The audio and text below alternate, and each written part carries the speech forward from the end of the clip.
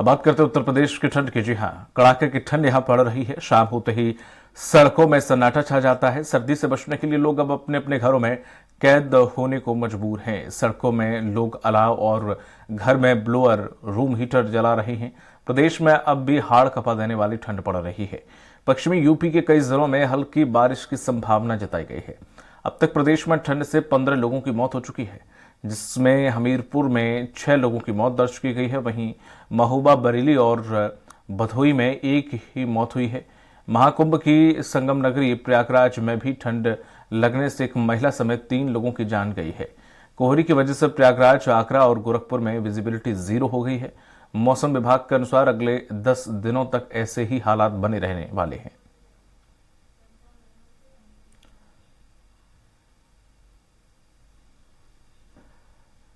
तो लगातार उत्तर प्रदेश ठंडा होता जा रहा है।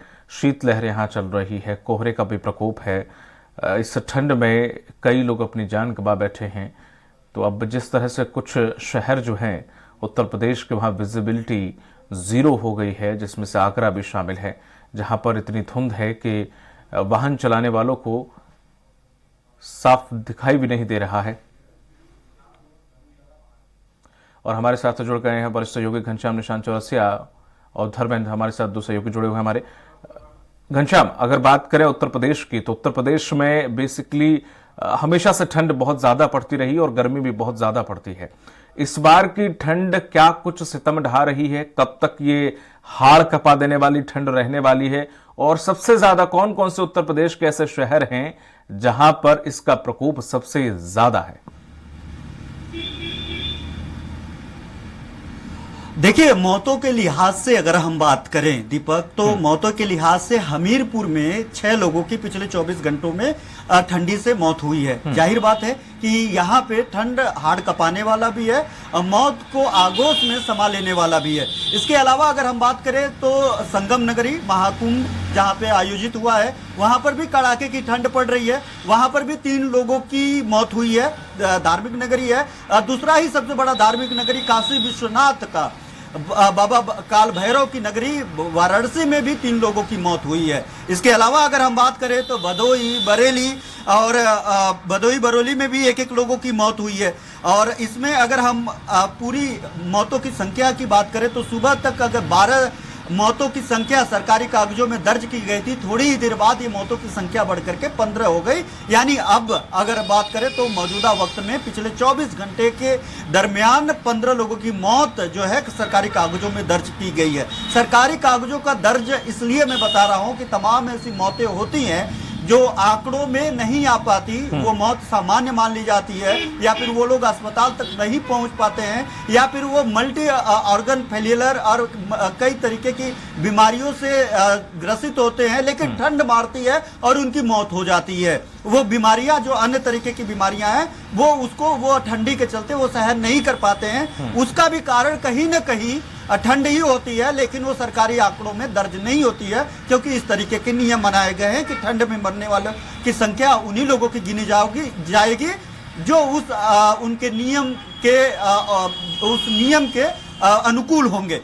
खैर, दूसरी तरफ अगर हम बात करें तो राजधानी लखनऊ में कड़ाके की ठंड पड़ रही है। पिछले 24 घंटे में सबसे ज्यादा शीतलहर का असर अगर किसी जनपद में रहा है तो राजधानी लखनऊ में रहा है। यहाँ पर भी दृश्यता जो है 50 मीटर 25 मीटर तक रहा। यहाँ पे हल्की बूंदीबांदी की तरह ओस पड़े हैं। जंगलों के रास्ते, खिड़कियों के रास्ते, घरों के अंदर तक बीती रात, अगर 24 घंटे की बात करें तो बीती रात की अगर हम बात करें तो यहाँ पे जो ठंड का कुहासा है लोगों के घरों तक के अंदर वो चली गई, जिसके चलते कड़ाके की ठंड पड़ रही है। इसके अलावा अगर हम बात करें तो ऐसे तमाम जिले हैं जिसमें 46 जिले उत्तर प्रदेश के हैं जहां पे आज बर्फीली हवा चल रही है। यानी यहाँ पे पूरी तरीके से कोल्ड वेव को लेकर के जो मौसम विभाग ने अलर्ट जारी किया है। और मौसम विभाग ने एहतियातन ये भी बताया है कि बिना काम के प्रयास करें कि आप बाहर ना निकले।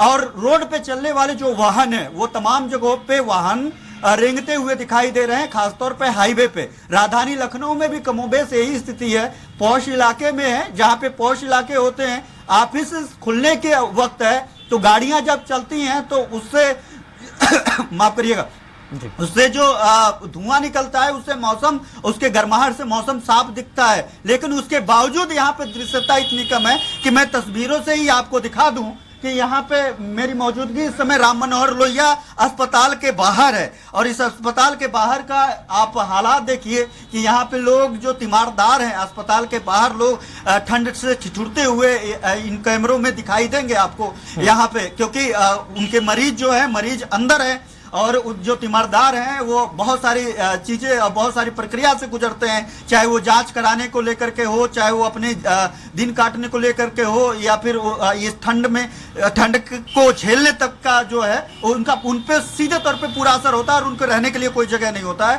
तो ये जो तस्वीरें आप कैमरे में देख रहे हैं वो साफ तौर पे ये है कि यहाँ पे जो तीमारदार हैं वो तीमारदार आपको दिख रहे होंगे। खैर बहरहाल अगर हम बात करें तो इस तरीके की दृश्यता इस समय 11:15 हो रहा है, घड़ी में वक्त जो 11:15 बजे ये हालात है। पिछले एक हफ्ते से ये हालात बने हुए हैं। एक हफ्ते पहले हम लोगों ने देखा कि बूंदाबांदी और यहाँ पे बरसात हुई, 4-5 दिन तक रुक रुक करके ही हुई, जिससे मौसम थोड़ा सा साफ दिख रहा था। लेकिन अभी भी अगर बात करें तो शीतलहर, कोहरा और कोल्ड वेव को लेकर के मौसम विभाग ने अलर्ट जारी कर दिया है। मौतों की संख्या भी लगातार बढ़ रही है और आगामी आने वाले 10 दिनों तक ऐसे ही हालात बने रहेंगे। एक और बात जो पिछली बार हम लोग डिस्कशन कर रहे थे कि सबसे लगभग 124 साल बाद सबसे ज्यादा गर्म नवंबर माह रहा जो अभी बीता है।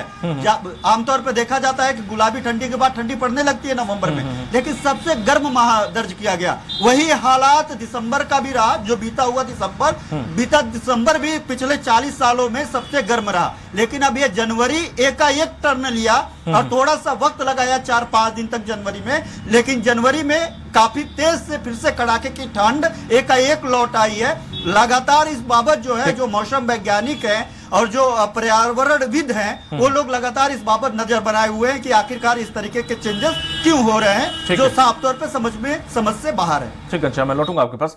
हमीरपुर से धर्मेंद्र है। धर्मेंद्र, वहां क्या हालात बने हुए हैं? बात करूँ तो इस वक्त हमारी जो मौजूदगी है शहर के NH 34 हाईवे है जो शहर से होकर निकलता है। सबसे पहले में वो दृश्य दिखाऊंगा जो कोहरे की चादर है, जो रोड में जो स्पीड है, जो गाड़ी एकदम स्लो हो गई है, जो वाहन है उसकी एकदम स्लो से यहाँ पे निकल रहे हैं। जो एक तरीके से 4.5 दिन पहले से जो सूर्य है उनकी भी हमीरपुर में ऐसा नहीं हुए हैं। जो लोग हैं यहाँ के जो शीतलहर है, हवाएं हैं एकदम तेज चल रही है कि लोगों का निकलना भी जुगर हो गया है। 24 घंटे के चलते हुए हमीरपुर में 6 लोगों की इसमें जो गाँव के बुजुर्ग हैं वो भी शामिल है, उनकी मौत हो जाती है चलने के लिए। लेकिन फिलहाल जिला प्रशासन ने जगह जगह अलाव का भी इंतजाम कर रखा है। जी बिल्कुल ठीक है। घनश्याम, जिस तरह से देखा जाए, जिससे आपने कहा कि 10 दिन और ठंड का सितम इसी तरह से जारी रहेगा, तो ये कहा जा सकता है कि फिर उसके बाद जो मौसम है वो, या सर्दी है वो ढलने लग जाएगी, या फिर से दोबारा फरवरी भी इसी तरह जनवरी की तरह ठंडक घोलने वाला रहेगा? देखिए, अगले 10 दिन तक मौसम विभाग ने अनुमान लगाया है कि इसी तरीके से हालात बने रहेंगे और आज से ही लखनऊ के आसपास के अन्य जो जिले हैं वहां पे हल्की बारिश होने की भी संभावना जताई जा रही है। यानी जब कोहरा और पश्चिमी विक्षोभ, या फिर जो अगर हम पहाड़ों की बात करें, पहाड़ों पे जो बर्फबारी अभी तक हुई काफी ज्यादा हुई। अब बर्फबारी के बाद ऐसे तमाम जगह हैं जहां पे बर्फबारी के बाद वहां पे बर्फ पिघल रहा है, उसके बाद पश्चिमी पछुआ हवा जिसे कहते हैं, पछुआ हवा के चलते जो है वो झोंका यहाँ पे ठंड बढ़ा रहा है। दूसरी तरफ यहाँ पर भी बरसात के हालात वही है और बरसात लगातार कई जनपदों में धीरे धीरे बढ़ रहे हैं, आ रहे हैं, या कुहासा और कोहरा थोड़ा सा विलंब से आया। तो अगले 10 दिनों तक तो ये तो क्लियर है कि साफ है कि बचने की बेहद जरूरी है, खासतौर पे बच्चे, बुजुर्ग, महिलाओं को जो बेहद कमजोर होते हैं, और इनको इस ठंड से बचने की पूरी तरीके से, खास तौर पे और सबसे ज्यादा अगर हम बात करें जो हार्ट के पेशेंट है, क्योंकि इसमें जो है ब्लड जमने के कारण तमाम लोगों को हार्ट अटैक हो जाती है। पिछली बार देखा हम लोगों ने सैकड़ों लोगों की मौत सिर्फ हार्ट अटैक से हुई थी कानपुर जैसे शहरों में भी, और क्योंकि वहां पे कानपुर और झांसी जैसे शहरों में, क्योंकि वहां पे काफी तेजी से ठंड पड़ती है और एकाएक उनका ब्लड सर्कुलेशन रुकता है और उनकी मौत हो जाती है।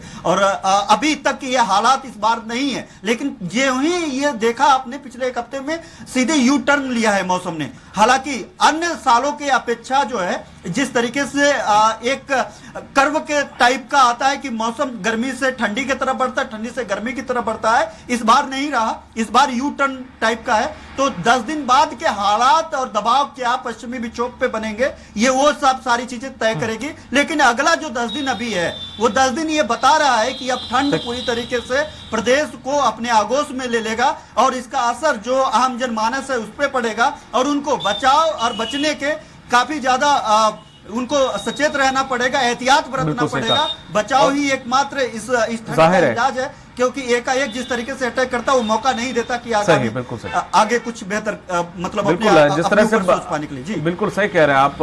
अभी देखे हाल ही में आगरा में भी 3 दिन से सूर्य नहीं दिखा है। तो अब जिस तरह आप बता रहे हैं कि 10 दिन तक ऐसे हालात रहने वाले हैं, तो यानी कि कहा यह जा सकता है कि कुछ शहरों में पूरे दिन सूर्य के दर्शन नहीं होने वाले हैं। 10 दिन तक बहुत शीतलहर चलने वाली, ठंड बढ़ने वाली है। लोगों को अपना खास ख्याल रखना होगा और एहतियात बरतनी होगी। आपका बहुत बहुत शुक्रिया धर्मेंद्र, आपका भी, और हमारे साथ जुड़े घनश्याम आपका भी। तो जिस तरह से उत्तर प्रदेश के अंदर ठंड, मौसम वैज्ञानिकों ने जो अनुमान लगाया है कि 10 दिन तक जो भी हालात हैं वैसे ही बने रहने वाले हैं, यानी कि ठंड बहुत ज्यादा बढ़ेगी। तो ऐसे में आप जब भी घर से बाहर निकलें, अपने साजो सामान के साथ निकलें, ओढ़कर निकलें, स्वेटर पहनकर निकलें, क्योंकि सर्दी का वक्त है। और बाहर अगर कोई काम ना हो तो बाहर ना निकलें, क्योंकि विजिबिलिटी भी बहुत कम है और ऐसे में दुर्घटना होने की भी संभावना बनी रहती है। ये सर्दी सभी को एहतियात के साथ अपनी बितानी होगी।